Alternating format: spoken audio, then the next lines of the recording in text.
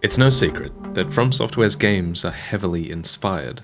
Dark Souls, for example, features many references to Kentaro Miura's Berserk. Bloodborne is undeniably inspired by Lovecraft, and, even Slashy Souls is inspired by money. However, among all of their titles, none of them are actually more inspired or more present than Sekiro, which actually takes place within a real historical context. And it's brimming with references that will be understood by a Japanese audience but might pass over a Western one. So, sit back, relax, and let us contextualize some of the most fantastic stories within this game. One such story is that of the corrupted monk, the infested who guards the entrance to the Fountainhead Palace. While the game describes her immortality as this befitting quality for an eternal watcher of the palace, we never really learn how she became immortal. That is, until we consider the folklore she is likely inspired by. The corrupted monk's true name is Priestess Yao, a likely reference to the legend of Yao Bikuni. So, as the tale goes, a fisherman once caught this unusual fish, and he decided to invite his friends around to sample its meat. However, one of the guests peered into the kitchen while the meal was being prepared, and he noticed that the fish had a human face. He warned the others not to eat it, and instead they wrapped their portion of fish in paper and took it home with them. But one man, who was drunk on sake, he forgot to throw his piece away, and he gave it instead to his daughter. The next morning, he freaked out, but the girl had appeared to suffer no ill effects at all, so he thought nothing of it. But over time, she tragically began to outlive everybody around her. It turns out the fish was a niño, a sort of mermaid, and its flesh had imparted immortality to the daughter, who eventually became known as Yao Bikuni, the 800-year-old Buddhist priestess. This is a perfect example of how folklore can deepen our understanding of Sekiro, because the corrupted monk is infested with centipedes, and centipedes are the thing that impart immortality in Sekiro. So the implication is that Priestess Yao can trace her immortality to the carp that's infested with centipedes below Fountainhead Lake, just like Yao Bikuni traces her immortality to the Niño. The corrupted monk is not the only warrior monk we see in-game, and in fact we get to see and fight a great deal of them at Senpo Temple upon Mount Kongo. While this area is a part of Ashina, and the monks are known to interact with Ashina on occasion, these people are sort of a more separate group rather than trusty vassals of the state. Indeed, similar warrior monk groups actually existed in medieval and feudal Japan. They emerged during the Heian period, fueled by really fundamental disagreements on Buddhist teachings between temples. And at first, these warrior monk groups cared for nothing but fighting one another. Yet, with the flow of time, they began to accumulate power as well. The Genpei War even saw commanders giving presents to temples as an attempt to get these warrior monks to fight on their side. And that, however, only lasted until the end of the Sengoku period, where Tokugawa Ieyasu and Oda Nobunaga saw warrior monks as a threat to the government, so they were the first to directly oppose them. As a result of Tokugawa's efforts, warrior monks ceased to exist by the time he became shogun in the 17th century. And speaking of Tokugawa and his administration, the Interior Ministry in Sekiro is likely the greatest threat that the land of Ashina has ever seen.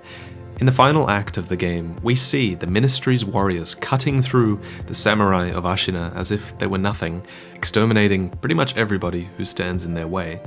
And yet, while the words Interior Ministry is thrown around a lot, the question of who stands behind the actions of the Interior Ministry is never raised or never answered. However, there are certain hints that the in-game Interior Ministry are warriors of real-life Tokugawa Ieyasu, which is evidenced by several things. First, the emblems on their armor. They look really similar to the Tokugawa family crest. And the red troops, the Akazone, was an elite group under the command of one of Tokugawa's generals in real life. And as for the ministry itself, we should note that the Japanese word naifu does not actually even mean interior ministry. Instead, it means interior minister, which was a government title in Japan. Tokugawa Ieyasu was actually an interior minister during the final years of the Sengoku era. Thus, we can conclude that the Ashina clan might not be fighting an organization, but rather a man. And that man was most likely Tokugawa. This, in my opinion, is a bit of a missed opportunity to have a concrete antagonist for the forces of the Ashina, instead of just the shadowy interior ministry. Now that we've talked about Ashina's enemies, let's move on to their great hero.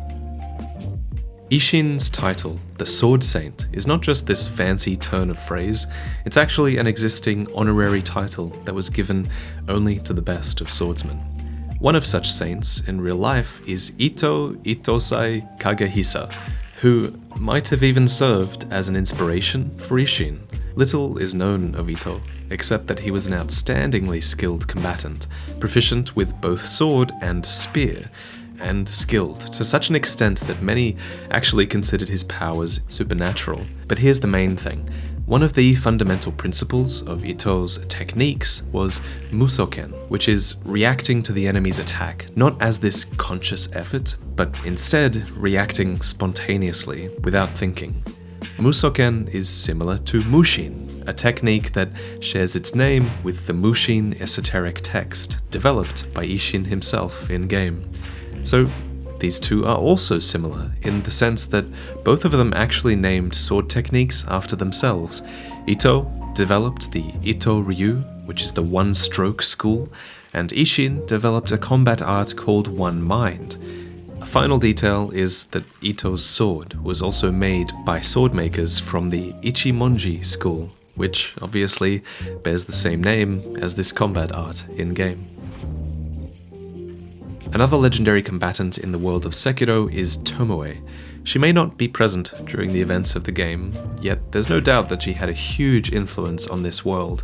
Genichiro was her student, and Isshin was her admirer, and I think she was undoubtedly inspired by Tomoe Gozen, a legendary figure who is just as much of an enigma as her in-game counterpart. So we don't know much about her. We don't know who her parents were, we don't know where and when she was born, and some scholars even doubt whether she existed at all.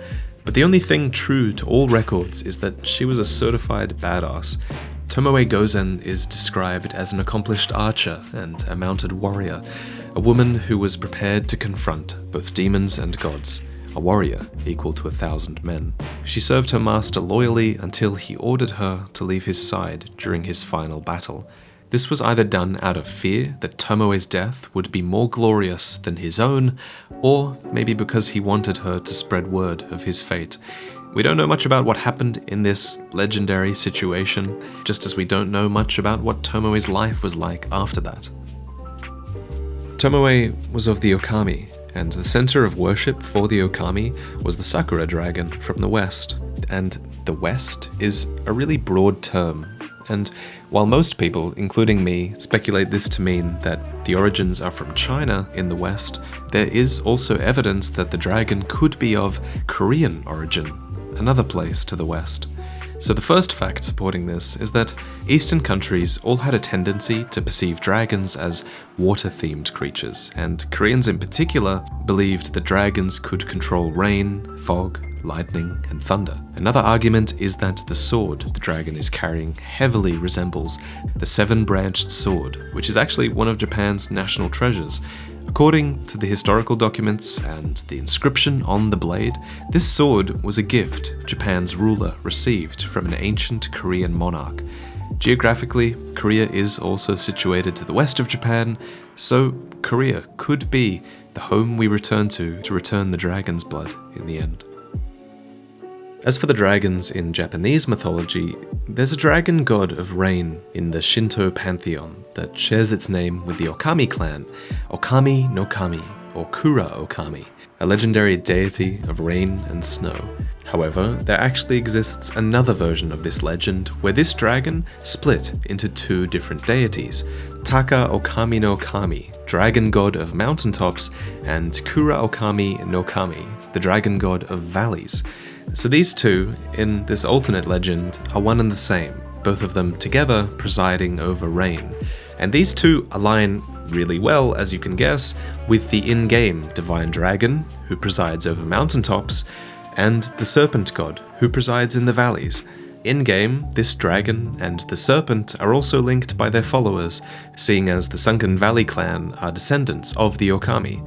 Additionally, this might also explain why the serpent's viscera is required to create the cradle to escort the Divine Dragon's heritage back to the west. These two creatures are linked, and it kind of makes sense that they might be two sides of the same whole, just like in the Japanese legend. It's worth noting that snakes and dragons in Japanese folklore were mostly interchangeable with one another, in the sense that often one version of a legend would have a dragon in it, and just as often the same legend would feature a serpent. Thus, the connection between the Divine Dragon and the Serpent God may be deeper than it first appears to a Western audience.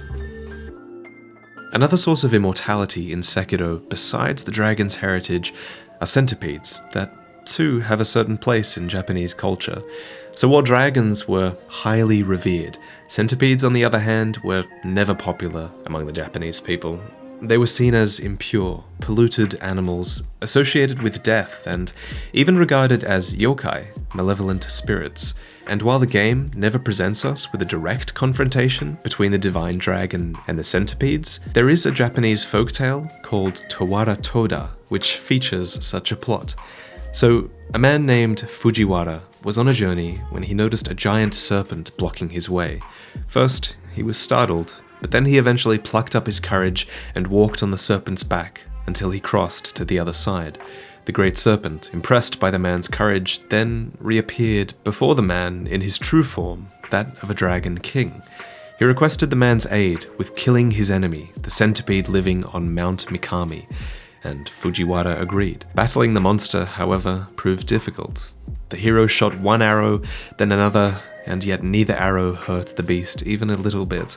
He then remembered one of the centipede's greatest weaknesses, human saliva. Fujiwara spat on his arrow, shot it right onto the beast's eye, and it fell dead. It's a great missed opportunity that no similar mechanic made it into the game.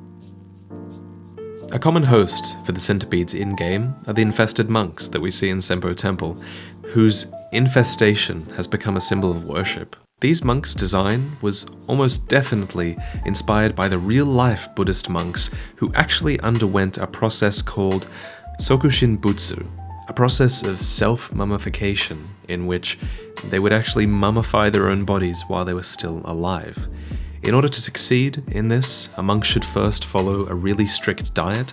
They eliminated all of the fat in their bodies, and then he had to also stop consuming any type of liquid so that his organs would shrink and he would begin to mummify. The monks would die, reciting a mantra over and over again, perpetuating themselves in a meditating pose. This practice was popular in a mountain-dwelling version of Buddhism called Shugendo, and, in fact, there is a checkpoint named Shugendo in the mountainous parts of Senpou Temple.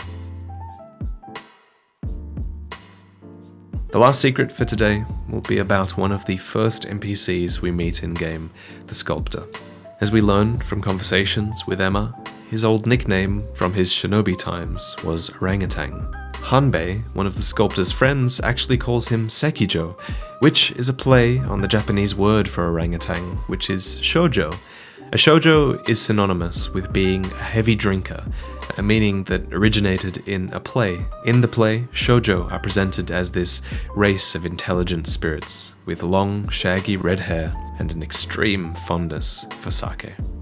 This video was written with the help of Zerail, who you can learn more about in the description. She taught me, and so many of us, about Japanese culture and history, so if you're interested, you can actually go read more of her posts over on Reddit. But thank you for watching, and I'll see you next time.